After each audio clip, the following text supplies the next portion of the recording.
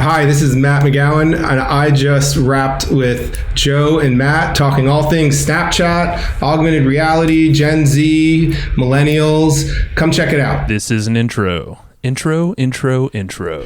Hustle and Float Shark with your boy, my boy, Matt Wolf and Joe Fier. Hey! Yeah, we are back with, this is Ahrefs. So Ahrefs came back and, a lot of y'all have been talking a lot about the Ahrefs stuff. We've talked a lot about Ahrefs We did a lot of talking about Ahrefs, yes, for years now. And it's a good thing because you hear all the SEO experts come across our podcast. This is the tool they're always talking about, is Ahrefs. Well, there's something new from Ahrefs, and we want to tell, Matt's going to tell you about it. Yeah, Ahrefs actually has a free version. So if you've been hearing us talk about Ahrefs and you're like, that sounds cool, I need to get me some of that. Well, guess what? They got a free one if you haven't been able to afford the previous one. It's over at ahrefs.com/AWT. That stands for Ahrefs Webmaster Tools, and it's their new free entry into the SEO market. You could get in there. It gives you tons of stats, SEO issue monitoring, advice on how to fix issues. You can see all the backlinks to your website, broken link data, link type data, the various keywords, SEO metrics. All of this is in the free plan over at ahrefs.com/AWT. No credit card required. Go sign up. ahrefs.com/AWT. All right, we're rolling, Matt. Well, two Matts here, but Matt McGowan, thanks for joining us today, man. Great to have you here. Hey, it's really good to be here, Joe, and Matt. I appreciate you guys taking the time. Yeah, man. Well, Lisa Beyer actually made the connection for us, and she's got our back when it's, and she's like, you got to talk to this interesting person. We always give her so many shout outs, but she brings these interesting folks like yourself who aren't necessarily in our wheelhouse on our radar, but then we start digging in. We're like, okay, yeah, it's a no-brainer, man. Yeah, well, thanks to Lisa Beyer, our podcast is slowly turning into a futurism podcast, which we love. It used to be more of a marketing podcast, and now it's kind of evolving into this futurism podcast, which I think is more exciting than marketing anyway, but it's cool. We'll talk about marketing on this episode too, I'm sure. You and I had a chat, and then we just started riffing all over the place. I mean, what I've found from just researching you're a people guy. I'm a people guy, connector type. You're always, I think you're looking to connect with like 3 new people every week. I think is like one of your things, right?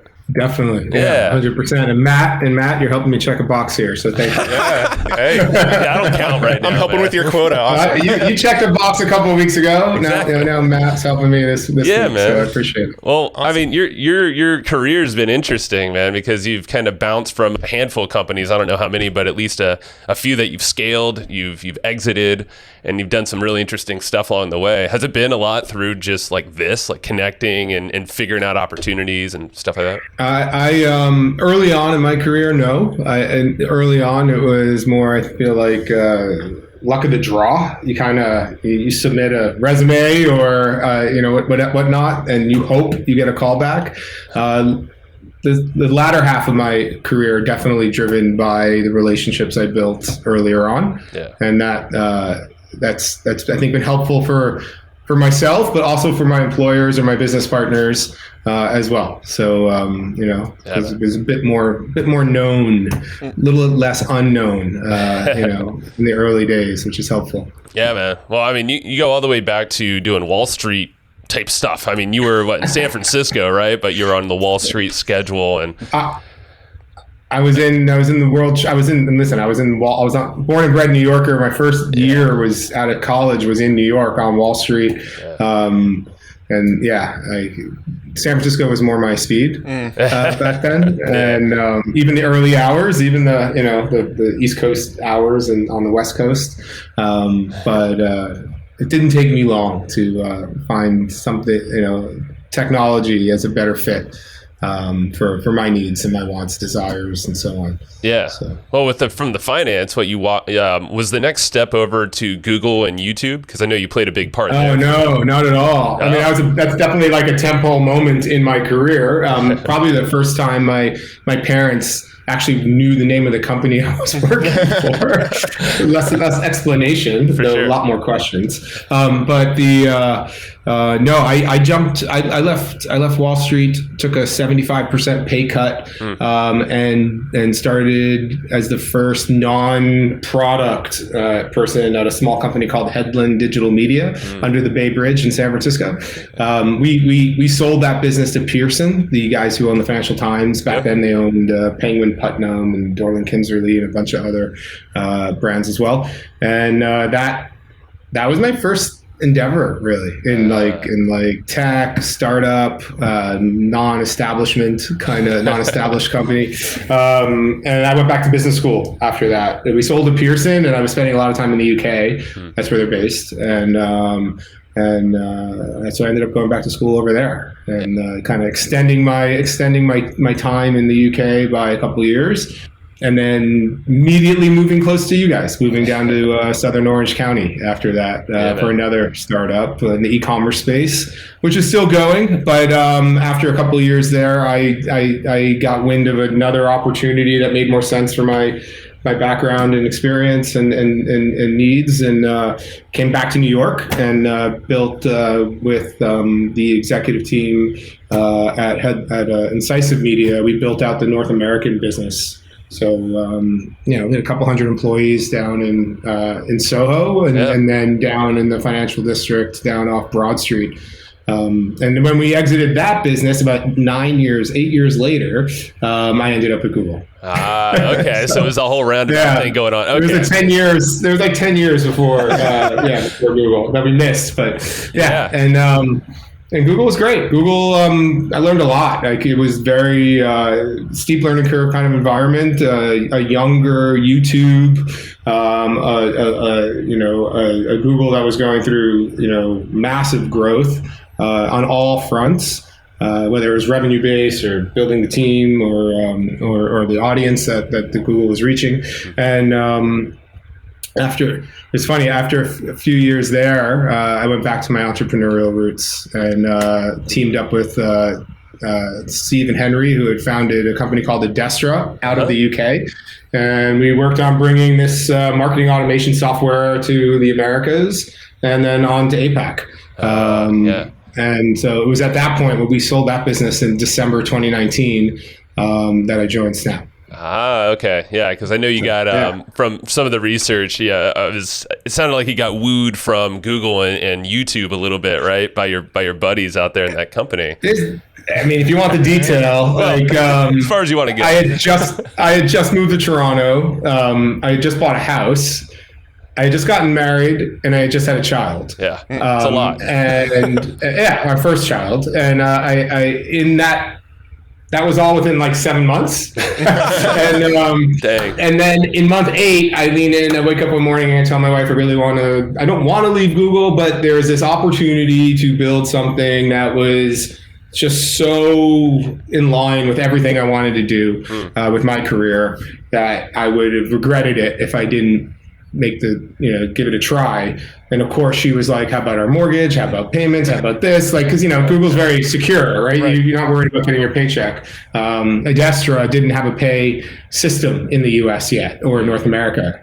So, I couldn't get paid. That's my check. So she was a bit nervous, but it worked out. It worked out. We had a plan. I was on their board for a while beforehand, so I knew the business. I had been a customer of the business when it was nascent, and I was running Incisive Media, so I knew a lot about it. So you could say there was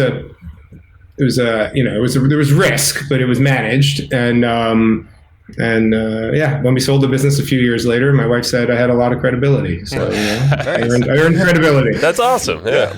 So I'm curious, what attracted you to Snapchat? Like, what were some of the things that you saw that they were doing that made you say, I need to get on board with this? That's a really good question, because it's funny. Snapchat is just learning now how to tell its story well, I feel like. But a few years ago, the vast majority of the market had no idea what was going on at Snap, and by design, to be fair. Evan's not very big at promoting what he plans to do. He likes to talk about what he has done. And so for me, when I sat down with Snap's leadership team back then, 2.5 years ago, and we were talking about the opportunity, it was all new information to me. I didn't realize what kind of reach Snap had in the kind of Gen Z, early millennial demographic globally. And I'm talking 90% plus, significant. This is not, this is being older, like myself, which I can't believe I just said that. I'm like, you don't really look young. older, but yeah, I guess not. Thank you. Yeah, Okay. I mean, I'm closer to 50 than I am 40, I guess. But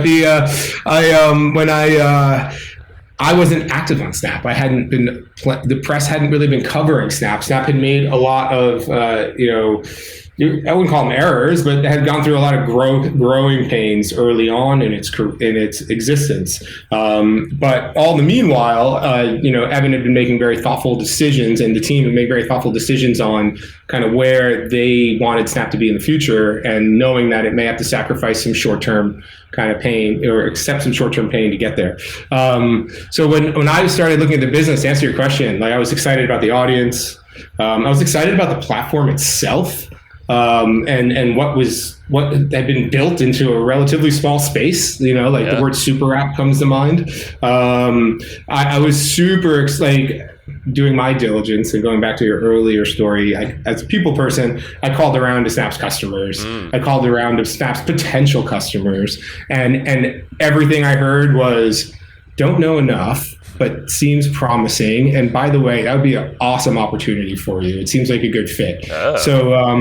So when it kind of like the stuff I got internally and I coupled it with what I learned externally, wow, I was like, let's do this, right? Because I wasn't looking for it, to be fair. I didn't expect to end up at a large or publicly traded company again. Yeah, well, I mean, your skill set, it seems like, I mean, people, but also what you've been brought on to essentially manage, right? Like you've been kind of put position as like a president of a company, right? It's not one that you founded, but you would come in and then you essentially scale that or like do a lot of Is that the kind of stuff you're doing here with Snap as well? Is that kind of the similar kind of skill set? Yeah. I mean, I've never founded a company in my life. I don't like, people call me very entrepreneurial. Maybe I am, but I'm not an entrepreneur. Like I've always partnered with the entrepreneur, right? Like the entrepreneur has the idea and has certain strengths, and they bring someone in who kind of complements those strengths and like rounds out the business. So in a sense, I'm doing that here. I'm partnered with Evan and his C-suite team to own and build out the Canadian business for the most part. Yeah. So we're a top market within the business. We're one of the faster growing markets within the business. And putting all the pieces in place and making sure they're all operating efficiently to achieve our goals is like priority number one. And then to evangelize the business a bit in Canada is probably another piece. Yeah. Many of the decision makers in Canada or around the world are not on the platform. Right? When you think about demographics, like executive leadership tends to be a bit older, right? Rightly or wrongly. Not at Snap. At Snap, that's not the case. Yeah. But in many of our clients and partners. So if you're not on the platform, you're not necessarily seeing all the innovation and all the exciting things that are going on day to day. So it's not top of mind. Dude. So getting out in front of that audience and keeping them kind of in the loop and answering their questions is important. Yeah, I admitted to you that on our first call that I did not have Snap on my phone anymore, and it was like a couple years, and so sorry. I re-downloaded it, and when I opened it back up, I actually had to make a new account. The other one's like compromised. I'm like, I don't know what happened there, but I was like, this is a whole new different app, man. Like you guys have applied so many different things. I know AR is a huge piece. I mean, Bitmoji, I think was a Canadian company, right? And you guys acquired them. Still is right here with me in Toronto. Yeah. So I mean, like, I was just like, wow, I don't even know what this is anymore. Like, I want to spend some time on it, but it excited me even further for Snap as a platform because I know you guys are just like, you're kind of integrated and doing all sorts of different things, even with other companies and brands. Yeah. So there's a few like ways to look at it and kind of dissect that. Like from a business perspective, commercially. Advertisers have leaned very heavily into like let's say 3 or 4 major platforms, your Googles, your Facebooks, your Amazons, and so on, Apple. They're looking for choice. So that's fantastic, right? Like no one wants to put all their eggs in one basket, right? And it doesn't necessarily make the most sense to do that for a variety of reasons. But we're an ad-supported business, so giving advertisers choice is a huge thing for us. Helping them reach this unique audience is another. But also, like, when you think about the platform itself, like you said, it's evolved. We have like there's a nav bar across the bottom. Yeah, that wasn't there before. Yeah. That wasn't there before. You had to swipe, and people were really uncomfortable because they didn't know it was coming, right? So yeah, you open to the camera. We're a camera company. We've invested heavily in the camera for a decade now, and we believe that, like, the camera, which used to be about recording memories and instances and points in time, is more about input now. So we look at it as like the next keyboard. So you can do a lot more with the camera, and augmented reality is one major kind of temple thing that you can do. You need a camera to engage with augmented reality. Sure. So we're a camera company that's moving into like an AR augmented reality platform. But yeah, we got social maps on there. We got content and like shows on there. Yeah, you have Kevin Hart, I think, was one of them. Kevin Hart's on there. Will Smith's on there. Plus like a million.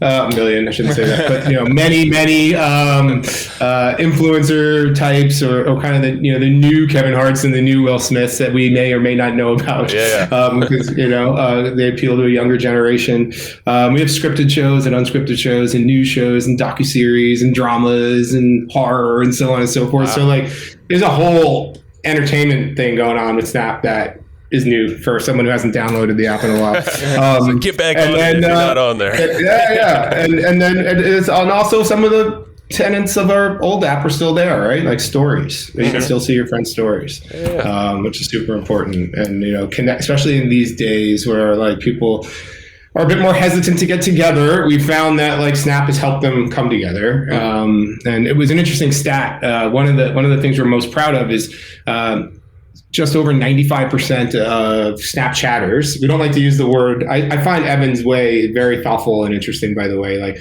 let's not use the word users. It has wrong connotations. Let's call them Snapchatters, right? Yeah. At Google, Googlers are the people who work for Google. At Snapchat, Snapchatters are those who use the platform. Just think about that for a minute. So the different frame of reference. So, Snapchatters, over 95% of them, and this is done through research we've conducted on the platform and with third party and whatnot, are happier when they come off the platform than when they go on it because they've connected with a friend in an authentic way. It's unbelievable. You don't hear that from Facebook, Instagram, TikTok, all that stuff. Yeah, man. Yeah, you're just like, I'm overwhelmed. I have some your best. Yeah. Listen. There's no what do you call it? There's no endless scrolling wall really on Snapchat, right? We have the curated Discover platform. You're not there just kind of.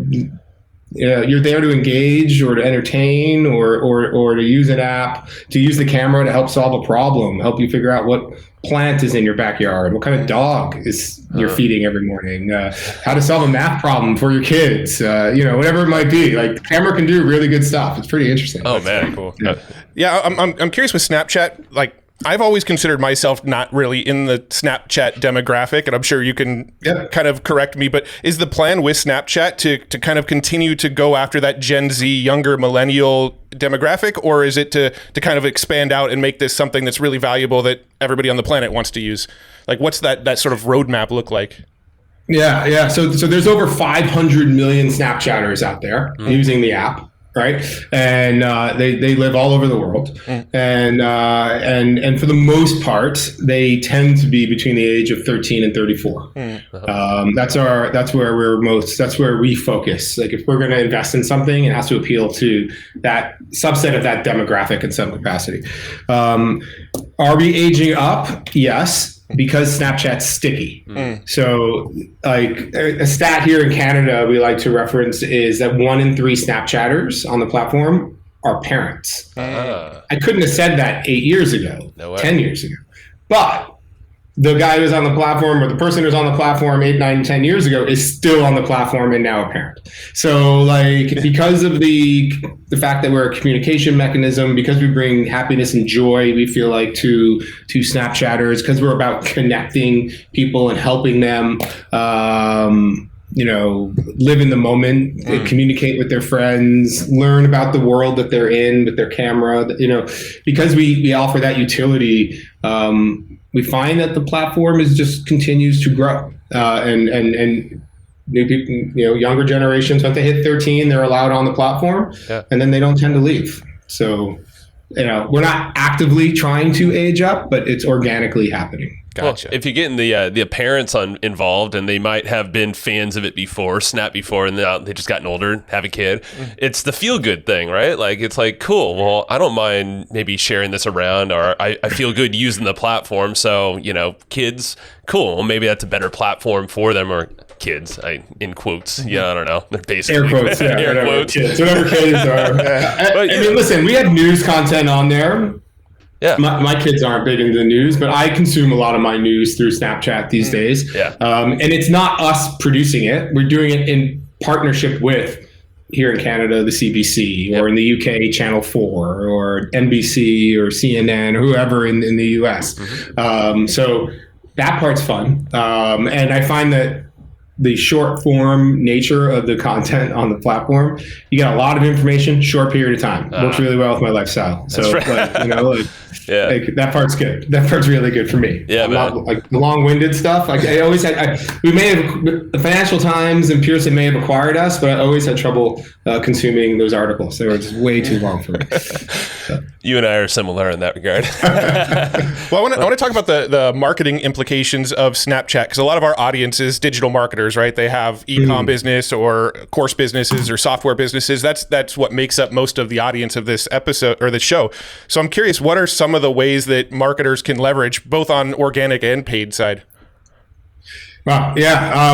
And by the way, both opportunities are available. So that may or may not even be known to begin with. Yeah. So we have an ads manager. It's a self-serve tool, very similar to our peer platforms that they have. And you can go right in, and once someone logs in, if they've been in an ads manager before, it's pretty self-explanatory. You can upload CRM data, look for lookalike audiences. You can kind of go out and buy large kind of, run campaigns, full funnel, whether you're kind of looking for, awareness or some sort of performance mechanism. We offer dynamic product ads and all that jazz. So we plug into your SKUs and all that stuff. But we also offer augmented reality solutions. Which is whoa, that takes a little bit more explaining.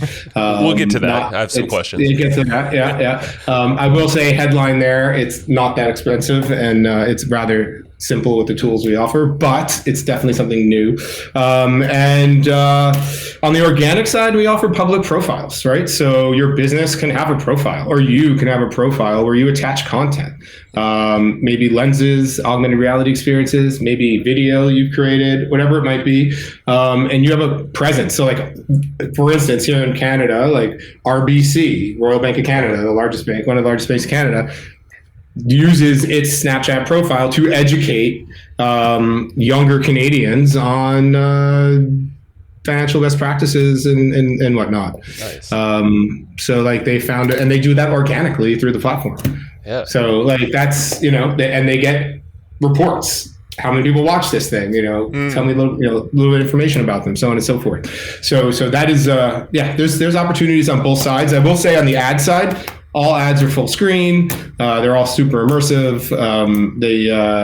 There's forced and not forced type view. So they're very familiar to anyone who's run on any other platform. Gotcha. And the ads look pretty native to the platform. They just look like you're watching another Snap story kind of thing. Yeah, I mean, they're labeled, right? Mm-hmm. So it's all done above board, and so you're looking at sponsored content, so to speak.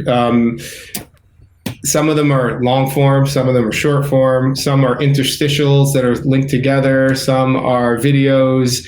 It's really funny. We have all sorts of best practices we speak about, but the reality is, I think just there's no one way to kind of run an ad, and advertisers need to find the solution that works best with their media, with their guidelines. Yeah. But plenty of UGC type ads, and plenty of done in the studio kind of ads. You know? Yeah. User generated. Yeah, that's right. How about the Spotlight feature? I think that's a newer one you guys rolled out, right? And that seems like more of a native type of content play or something like that. So because we're a camera company, what we found was people were making really cool stuff with the Snapchat camera. Yeah. Including using augmented reality that's native to the platform. And then because there was no mechanism on Snapchat for them to share it widely, we didn't have like a broadcast function, so to speak. We found that content on other platforms all the time. That's true. So like a lot of the viral stuff that's on other platforms was originated on our platform. But so this was a test, to be fair. It was created, I think we're still less than a year old. I think December or maybe January will be a year. Okay. Wow, blown all of our expectations away. The interesting thing about Spotlight is it is both AI, machine learning, and human moderated. So everything gets scanned by the machine. But if anything gets more than a few views, and I'm talking like maybe 10, 20, and a human looks at it to make sure it's within guidelines. Nice. And we all know there's problems. I don't know why it's not that. It's a relatively simple process, and it seems to work. And each individual piece of content is evaluated on its own. So you don't get any props for being like a superstar. Like the content has to be good. So I have just as good of a chance as someone with a bazillion followers on another platform, which is kind of cool. What's the kind of content that really catches attention then that you've seen blow up on Spotlight? Oh wow. Well, I guess like if we're talking to more sorts. If there's a business or brand that you've seen like, oh, this kind of content they're giving out seems to land. Yeah. I mean, so we've seen businesses use Spotlight for their organic, right, and link it back or to like their paid, or other organic, like their brand profile or something. I've seen all sorts. I'm sure there's a lot of product placement going on in there as well. But the reality is, unique, engaging content that's different. Like we're shooting for diversity of content, not we're not looking for like a million videos on repeats of the exact same thing over and over again done differently. Like we're looking at it differently. So I'd say unique, engaging, fun, short. Short, sweet, fun, different. Yeah, something gets attention. Not a bunch of cat videos all the time. Sweet. No, I like that. Well, I want to go back to AR, augmented reality, because I think that, like when you and I were chatting, you're like, man, there's so many implications for businesses. You guys are working with brands. Give us some examples of how you're seeing AR used already, and kind of the stuff that's exciting you on the future roadmap, as much as you can give out. Of course, I know you like to surprise everyone. Yeah, I mean, so let's talk about retailers in e-commerce, right? So you said there's a lot of direct to DTC type companies out there right now. There's you can sell your products in very traditional flat web pages, marketplaces, whatnot. But what we're finding is retailers are having significant success on the platform, using AR as like the last mile between the ad and the store, but to give to entertain, inform the consumer, right? So we're seeing virtual stores being built where you can wander around the store in the AR experience, choosing items, buying them, reviewing them, buying them if you'd like. So AR can be a performance mechanism, which is a channel, which is interesting. It's not just for awareness. Some of the most successful stuff though is around try-on. So like the camera's getting smarter. So AR, we're augmenting the world we see around us. So maybe there's products that are existing now, like between you and whatever the camera's looking at. But we can use the camera to try to fit the size and the fit. So like not only can I see if like the shirt looks good on me and select a pattern. but I could fit it, right? So the camera measures it and then passes that data back, and I know I'm a medium, not a large, or whatever, right? And that not only surprises and delights the consumer because they get it right the first time, but it on the bottom line for the retailer, returns are a major expense. Oh yeah. And it minimizes returns. So here, I think I may have done this with you, but here. So this is a Vancouver company. It's clearly there's a bunch of. I'm supporting the Canadian guys, I guess, here in Canada. But there's a bunch of companies on Snap that sell glasses. You probably know a few of them, like Warby Parker and whatnot. These glasses I originally tried on via Snapchat. So I have a big head. I don't have a hat here, but if I had like a trucker hat on, I'd be on the last, the last little nib, the last little thing there. Yeah, I'm with you. Yeah. Which makes it, most hats don't fit, right? And most glasses don't fit. They like hit me like this. They won't go on my face without stretching. These went on perfectly. These are blue blockers, like just because I'm spending a lot of time on screens. I got it right the first time with the fit, which I've never done in store, let alone online. And I got to choose the frame I wanted, and I don't know. I think the frame works. Like I don't wear glasses, but I like this. These work for me. So that's an example. Like I don't need Clearly to send me 5 different frames in 5 different sizes, which other players do, to get one that works to send 4 back. It's crazy. Yeah, because you see that all the time. Or you see Amazon, and this is Amazon, so they're an anomaly, but they're like, under $10, $5, whatever, like, just keep it. Yeah. We don't even need it just back. Keep it. It's like, well, most companies can't that goes to how much it costs. Totally. That too. Right? Yeah. That's probably because it costs more than $10 to return something. So they're like, keep it. Whereas we have a lot of small advertisers on our platform, like you said, can't afford that. Yeah. I thought one of the coolest things when getting back into Snap was the Bitmoji, or I think it was like you basically create your avatar, like it kind of like you take a picture of yourself and then it's like boom, now you can like dress yourself. And I was like, this is kind of cool. There's a like Halloween stuff, 'tis the season, but going down, I was like, oh, Levi has their outfits and stuff. I was like, oh damn, I'm like, I suck at fashion and all that stuff, but like I'm getting some ideas already. So like it's maybe not AR in that sense, but I see myself-ish, in the app already. I'm like, okay, that would look actually kind of cool. Or like, so I could see that part of it too, with the brands embedded in there being so powerful. Oh yeah, man. It's wonderful. Like Bitmoji is just it's such an effect. I mean, the whole Bitmoji kind of pioneered the avatar world and continues probably to be the leader in the space, and brands are noticing. And like, if I'm going to create a virtual representation of myself that I'm using on Snapchat in my video games. So like when you play games on Snap, you're not Mario and Luigi or Donkey Kong or whatever. Yeah. You're literally yourself. So we have a whole hyper casual gaming business, which is all vertical, full screen that you can play with friends. So we're on, Joe, you and I we can waste some time together.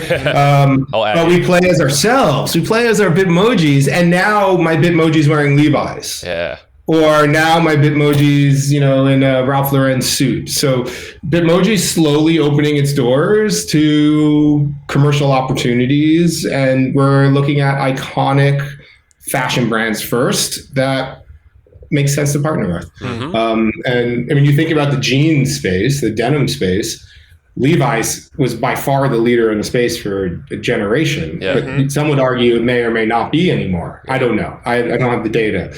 There's a lot of options. I mean, way more today than ever. Yeah. So, partnering, when you think about the long-term value, the lifetime value of a customer, like I would rather someone, if I'm running Levi's, I would rather like a 22-year-old find me in his early 20s or early 20s and buy Levi's the rest of my life than an 85-year-old find me and buy them for the rest of their life, right? So when you start to think about lifetime value, you start to think about these younger generations who are now in the workforce, having kids, buying homes, own cars, subscribing to cable, whatever they do.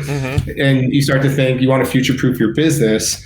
We become a very kind of I think Snap products kind of, are in the pole position when you start thinking about that sort of stuff. Yeah, very cool. Correct me if I'm wrong, but like just like the very basics of augmented reality isn't like when you get on Snapchat and you put like the filter on, right? And you put a crown on your head or like makes your cheeks rosy or whatever it does. Isn't that just like the very basic level of augmented reality? Just for anybody listening, I think like who may not be kind of picturing what we're talking about, like they're probably already using augmented reality in some form on social media in some way right now. Yeah, and listen, and we just announced the world's first augmented reality studio at Adweek this week in New York, called Arcadia, and we believe that augmented reality while we may be the leader in AR, and there's over 200 million Snapchatters using AR every day on the platform for an interesting stat. That's a lot of consumers. Wow. We believe that it will exist everywhere. Like we're very much focused on overlaying computing on the real world than creating virtual worlds. Right? So there's a very big distinction between AR and VR, and virtual reality is about recreating your own world in a closed environment. But that there might be a place for that. Sure. Metaverse Ready Player One's style. amazing. I love the book. I love, and I love the movie. Yeah, metaverse type style. But we very much believe, and you could argue there's two big bets, one way or the other, or they'll both coexist. Who knows? But we believe that overlaying computing on the real world is much more useful and much more aligned with our mission and our kind of our belief of the future. Yeah. I mean, personally, I definitely see the use for both. I like the heads-up display kind of stuff that you can do with augmented reality, where maybe you're wearing glasses and you're walking around in public and you look at a billboard and the billboard will superimpose stuff into your glasses based on, data that's, they've got on you kind of stuff. Like that to me, I think is really exciting. And in the virtual reality world, I think, especially in like a post-COVID world, you might start seeing more like meetups and stuff like that, maybe more in a virtual reality world. So I definitely feel like I'm very bullish on both, I guess. Oh yeah. Well, and maybe you can overlay computing in virtual too. So maybe you can bring AR to virtual reality. Right. Yeah. I mean, that's the thing. It seems like AR. Yeah, it's the more the bridge. I mean, I don't know how far it'll get into the virtual reality space completely, but there's always going to be this layers that are going to keep stacking. I mean, that's what you guys have been doing with AR and from the beginning. And yeah, I'm looking at Arcadia right now, and it just looks insane. Yeah, the website, so check it out. Yeah, it's pretty cool. Yeah, definitely do, please. It's all just brand new, but many years of work kind of finally out in the wild. So Snapchat was founded with two core tenets, right? So the first was private by design, which back then everyone thought Evan was crazy. Let's call a spade a spade. Why would you not want to use all this data for advertising? And today we're like, wow, maybe he was a bit of a prophet. And then two, it's built around being the fastest way to communicate. So think about camera being like, picture expressing 1,000 words, and how quickly can you take a picture and send it on Snap versus writing something out with a keyboard. But pictures, people, if you start to send selfies, you get a little uncomfortable because the reality is everywhere else it lives forever. Sure. But so the ephemerality of the image, meaning it disappears at predetermined time, so it doesn't live forever, helps you get comfortable sending a picture, believe it or not. Because it's not going to come back and haunt you, or it's not. People aren't going to think about it and identify it with you because it just won't exist anymore. Yeah, there's less baggage associated with it. Yeah, less baggage with it. And then you can slide these filters or lenses, right? And basically the difference between a filter and a lens is before you take the picture, and a filter is something you slide after you take a picture. Okay. And augments the, right? So, but you slide these AR experiences really quick, seamlessly, effortlessly, also helps you feel more comfortable with the image, or helps you be more expressive with the image or video you're sending. It's pretty basic at the end of the day. Like, it all makes sense. It totally makes sense. I mean, it's crazy how much it makes sense. And I'm kind of curious because I haven't dug super deep into all the different features of Snap, like Snapchat as you have it now. Like, what are some things that are just like that you're pumped up about, or the team's pumped up about, that people should know about in Snapchat, like using some of this stuff where he's like, yeah, it's easier to just layer this and you can play, like, I didn't know there were games in there. Yeah, but stuff like that. Yeah. It's like, it's the feel good stuff. People need more of this. Yeah, no, agreed. So like, what should you know? I mean, definitively, it doesn't take many friends to really enjoy Snap. Data shows that if you're connected to 2 or 3 people, you start to unlock the kind of completeness of what Snap offers you. So that's something a lot of people just, I think, don't realize. 2 is like our entertainment business. We have 2 types of shows on Snapchat. One through partnerships with media companies. We're not scraping their material, but we're partnering with them and producing for Snap and rev sharing with them. So we become a revenue opportunity amongst a really hard to find audience for these companies. And then 2, stuff we originate on our own is called Snap Originals, and that's where we have more kind of creative license. So I'd say entertainment. The future of entertainment might be on Snap. Believe it or not, the numbers are pretty wild.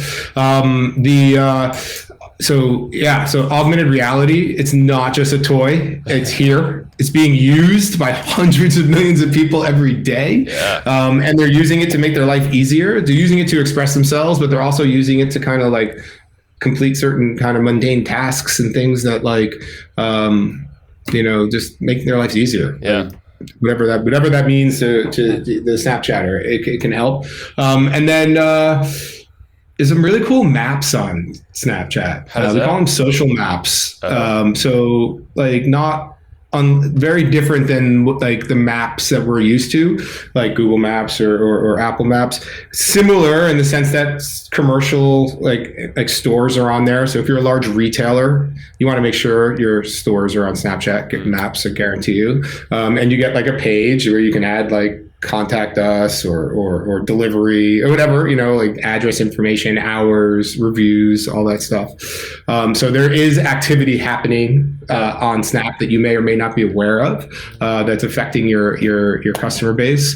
But the really cool thing about the maps is like we have this layers functionality in there. So like you can pull so much information through maps, and you can also see where your friends are and what they're doing if they opt in to let you do that.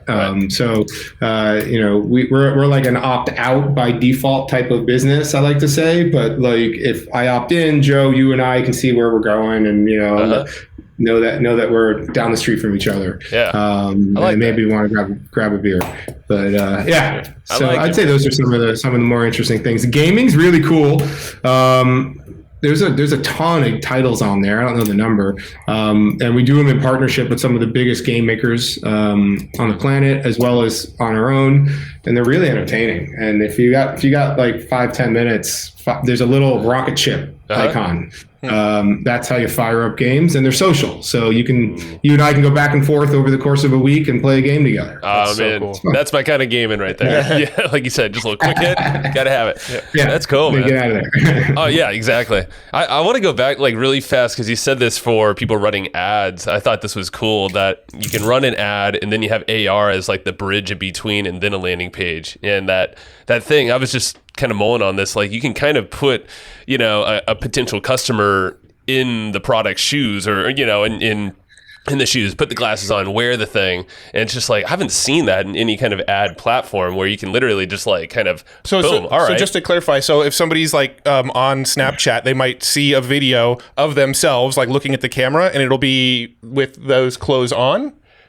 Well, yeah. So I mean, you can swipe shoes. So once you fire up the lens, the experience, I can point the camera at my feet, and like I don't know, Adidas is doing a lot of this these days, as well as shoe companies I've never heard of, to be fair. But we have foot tracking tech, so I can walk around the room with the shoes on, swipe colors, and it's telling me what size I am, and it's telling me that it's helping me understand like how it looks on my feet from all angles and whatnot. Oh, right. So apparel in general, even watches, glasses, so accessories, all that for sure. But take it a step further, automotive. Oh yeah. Like, especially want to see yourself in the car? That's like, the thing. It's like such a around. You want to look around the interior of the car? Like, let's do that, So, or entertainment. Like, do you want to so restaurants or I don't know. Like, I mean, like movie releases are a big one for AR, as is the quick serve restaurants of the world. Yeah. So like, when we look at how there's no vertical I don't know. I mean, probably cover 30 sectors around the world, from retail to CPG to restaurants to automotive to tech. You name it. They're all experimenting, and many have kind of moved past the experimental phase now with this, and are just heavily investing in AR. And then some of it's portable, right? You can take your AR experience out of Snap and put it on another platform as well. So we're seeing more and more of that, which is interesting. Yeah, cool. I mean, sampling or putting yourself in, into the product or into the car or whatever. I mean, it just does a number for the potential buyer. The experience feels good, but there's a reason why samples work, and like actually seeing what it looks like on you. You're like, oh. But think about that, right? Like, I don't know. I don't think I'm going into Sephora anytime soon to like try on a lipstick anymore, right? In this world, like anymore, I can do it with my phone. But anymore, I used to do it all the time. Right. But now with my phone, I can see what the color looks like. For sure. So another great use case. Matches your eyes perfectly. There. Yeah, go with that one. Thank you. You're welcome. Man, the future's bright. Brown lipstick. There you go. Perfect color. Well, Matt, I don't know. This is cool. Was there any rabbit holes before we? I think we covered a lot. I mean, is there anything that we didn't cover that you think, regarding Snapchat that you think we should? Because I know we covered a lot of ground. Save that for episode 2. Yeah. Save that for episode 2. Listen, I would say that at the end of the day, if you're in the business of introducing your business to like a new customer base, Snapchat should be on the radar. Full stop. Yeah.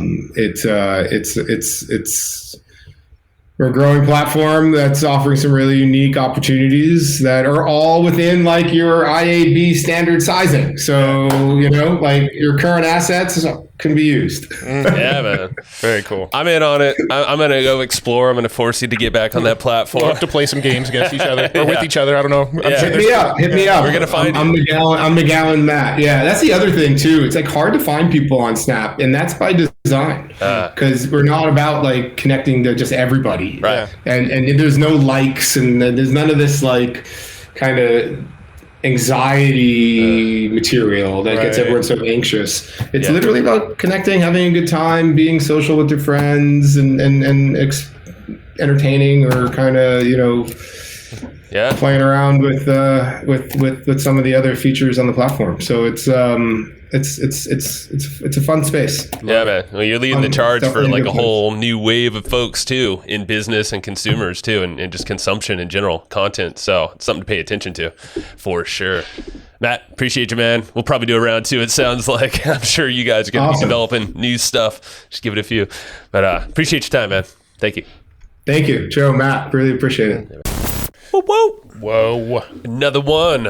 Snappy. Wrapped up. Huh? There's a snappy one. It was snappy, but also I think there's a lot more rabbit holes that we could go down with Matt in round 2. So. Well, I was only saying snappy because of the Snapchat. Oh, it was very snappy. Yeah, I was like, actually, it was a little longer than just a quick, snappy episode. But yes, it was I was just trying to play on words, and it didn't land. Oh, man. It's okay. Yeah, Matt, this guy, he's got a cool background. Other Matt, McGowan. I have a cool background. You do as well, Mr. Wolf. But, and, actually not but. Yeah, I mean, this guy, well... Another shout out to Lisa Beyer. Thank you very much for making it happen, because she brings us all the futuristic people, which is awesome. I feel like she has actually opened our eyes to a lot of what's coming, metaverse-y stuff, but also introductions to folks like Matt who are literally building kind of like that stuff, or at least managing a team, running a team on it. But it's like, it's so cool to hear the application and uses of a lot of this AR and that stuff in technology and business right now. Can I be honest with you? Please. Always. I have not thought about Snapchat in probably 2+ years before this conversation. I told him on the first chat that I didn't even have it installed anymore. Yeah. And he was like, it's all good. But I mean, I reinstalled it though. We're not necessarily the demographic that they're targeting either, right? Like kind of that 34 and under is about the demographic they're going after. But saying all that, like, I love tech. I love virtual reality, augmented reality. Obviously, we're talking a lot of Web3 stuff on our podcast and coming episodes. And like the futuristic stuff excites me. And to me, it sounds like Snapchat is one of the people on the forefront of the AR side, the augmented reality side, right? They definitely are. They're a camera company is how they describe Snapchat, which is all about AR. Yeah, and I mean, there's a lot of social media platforms that have, let's be friendly and say borrowed that kind of I didn't want to drop any names, but I was augmented reality stuff. But Snapchat was the one who was doing it first. Oh yeah, they've been around, and we there's a lot of integrations and cool ways they're working with other companies to build this stuff out, and it's really cool to see it in action. But like in a much deeper way than some of the others are doing. With this technology, or different technology. Just the brand stuff where it's like you can open it up and like see yourself wearing a shirt, look at your shoes with your camera, and see yourself wearing those shoes. Dude, see what you look like in glasses or hats or whatever. It was kind of blowing my mind. I mean, I was joking in the fact that like you start off with like a Bitmoji thing, and then all of a sudden you have the ability to wear some cool like here's me. I'm in a skeleton costume. I don't know if that's showing up. I mean, you could always but I figured, put it over like, the video. Yeah, but I just like styles. I'm in Crocs. I didn't know that. But look at this. You have like I'm not recording my screen. Maybe I should. But here, I'll use this for the video. Actually, this is getting smart now, Joe.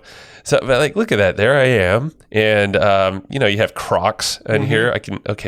I've never actually worn Crocs, but this is what I look like in Crocs now. There you go. I mean, yeah, that looks like looks like me in Crocs. Looks like you in Crocs. I mean, hey, look, well, that's what you normally wear when you're not doing podcasts. That's not even a Halloween. Yeah, that's just your normal outfit. Here's Matt. Oh yeah, actually that is kind of what I would wear. That actually kind of looks like what I'm wearing today, to be honest. I know. But this is the thing. I was like, I suck at fashion, but I could totally see myself like, okay, so. All right, I guess a denim jacket kind of work, but this is the Canadian. It's styling you. It's Canadian tuxedo right here, too. Denim top and bottom. Yeah, there you go. But I mean, like, look at this. Like, I don't know what other American Eagle. I mean, so it's really. What was that one? Buffalo. Oh, Bitmoji fashion. Oh, Bitmoji. Hey-o. Nice shorts. Hey. Oh man, but yeah, I mean, like, this is I could be cool. Spacey guy. Alien boy. Yeah. It looks like an NFT. I mean, let's be honest. If Nickelodeon, I mean, yeah, so it's catering to, younger demo. Yeah. Oh, SpongeBob. Hey, now. Well, I mean, if your target audience is 34 or under, like, Snapchat is an ad platform not many people are paying attention to, which probably means that they're going to make it attractive for ads to run on their platform. For sure. So it's probably a good time to get in front of that market. I mean, you and I have even talked about this. We're kind of moving more into talking Web3 and blockchain and crypto and all that kind of stuff. And integrated tech and how it all like plays together with other things nicely. And our buddy Brad Costanzo and I were having a call about this just yesterday. We were having this conversation about how most of the people in that space right now are the younger generation. They're like 34 and younger, right? Gamers. Yeah, they're like the gamers, the basement dwellers. Yeah, for sure. Right? That's one of the NFTs we own. Pump it up. But like that's that demographic. And if you want to get in front of that demographic, well, they're on Snapchat. Yeah, they're there. And I forget, I think he said 500 million of them are there. Yeah. And the fact they have an ads platform, learn that one. So like if you use Google, Facebook ads and all that stuff, well, you could probably use theirs. Yep. So go check out Snaps. And then they have the organic side of things. They have that Spotlight newish feature. It's been almost a year old now. But that's creating a whole bunch of more organic traction for content creators. But it's all done through like this whole passing of like, making sure the content's actually great, it's different, it's helpful or entertaining, all that stuff. So it just sounds like a fun platform in the games. I'm gonna go find Matt and you on Snapchat. You got to re-download it. Let's go play some games, huh? Let's go play some games. And if y'all want to, should we shout out ours, or is that not what you do with Snapchat? I don't even know. I don't know. I don't have one yet. I don't even know. I don't know how I would shout it out. So I don't know. Find us, but I don't know. Look I'm in a suit now. Dang, I look good, man. Yeah. I got to go buy some more clothes. So it's already working. It's working. So yeah, man. I don't know. The future is fun. The future is faster than you think. It is, yes, and that's a great plug for not our book, but it's a great book. Not even Matt's book either. Not Matt's as well. I don't think he has one, but when he does, we'll plug your book, Matt. But the fact is, like, all this stuff that's happening so quick, it's so cool to see, just a fun seeming company, but it's integrating throughout all these other brands, and that's only going to make it, I feel like it will speed up to the Web3. Not saying that, like, you know, that wasn't even part of the conversation here with Matt today. But you, Matt, you and I have our opinions, and I feel like they're like building a solid foundation of where things can be built. Well, I mean, I see augmented reality and NFTs playing very nicely together. Like, I can have my art hanging on my wall, but I have to be wearing these glasses to see the art, you know? For sure. Yeah. Well, and you mentioned avatars, too. They basically created avatars, like you embodying yourself in a game. Yeah, and that was like Bitmoji sort of pioneered that. Yeah. And like, hello, NFTs, metaverse-y type stuff. Obviously, AR is not totally in that space, but like it's all going to blend. It's all going to, you know, there'll be a lot of crossover between those technologies in the future. And it's exciting. Yeah, we didn't go down that rabbit hole with him. But it's all good. Maybe next time we talk to him, we might. Maybe. We might be surprised by Snap, too, because he said they just kind of roll stuff out without saying much. So could be surprised. It's true. It's true. Well, we do have a couple announcements. We do. Tell us about them. What do we got? All right. Well, one, it might come. Tell them about it. Who am I talking to? Steve? All right. Hey, Steve. So the Evergreen Profits letter, we're phasing it out. So if you're an Evergreen Profits letter member, you're not going to get billed on it anymore, but we're also not going to be sending you any more. It was a business that over time costs went up, and it just wasn't a very profitable business anymore, and it was taking up more and more of our time, and it just didn't make sense anymore. And as we're a podcast that's focused on the future and future tech and digital first, that it didn't seem to make sense anymore. So that newsletter is going away, and along with it, the action guides for these episodes is going away. So we're not going to be doing action guides for these episodes anymore. You could still listen to them on, iTunes, Spotify, wherever you listen to podcasts, and you could watch them over on hustleandflowchart.tv, the YouTube channel. So there's still tons of ways to consume this content and get it, and they are slightly different too. They are. They will be edited differently. They're starting to be already, you know, and we'll have other little rabbit holes you can choose to go down based on some of these other topics we're talking about as well. Yeah. So, and around the Web3 stuff or just other things, you're going to find a lot more on YouTube, and like just keep an eye on it. Hustleandflowchart.tv. Go hit that subscribe button, that bell thing. And if you're watching video, you'd see what I did. Yeah. He farted. Matt, geez, come on. If you're watching audio, he farted. Watching audio. Audio. That's a new one. Yeah, they could be watching the AR waveforms. They could be watching the waveforms. With AR glasses, I'm sure it's possible. Probably. Ooh. That's with cool. AR glasses, we could be sitting in the same room with them. I love that. I love it. Yeah. So go check it out. Hustleandflowchart.tv. Go subscribe, do all that fun stuff. And also go leave a comment and go like it and tell us what you learned from this episode and maybe some other ones. Yeah. And we are also hanging out in our brand new Discord community. It's shiny. If you go to hustleandflowchart.com/Discord, that's where a lot of the community interaction is getting shifted to. We're not as much on the Facebook groups as much as we'd like to. Algorithmically, we're not getting seen as much. Do we really want to be on Facebook? And we're not huge fans of really Facebook what we in the like first to. place. We just don't want it. Yeah, so we're over hanging out on Discord now. So if you go to hustleandflowchart.com/Discord, you can chat directly with us, chat with other listeners, chat with some of our guests. You'll get updates about new episodes straight into your Discord. We'll be doing contests and giveaways and throwing parties inside of the Discord. We're going to do all sorts of cool stuff for community members for Hustle and Flowchart. So that's hustleandflowchart.com/Discord.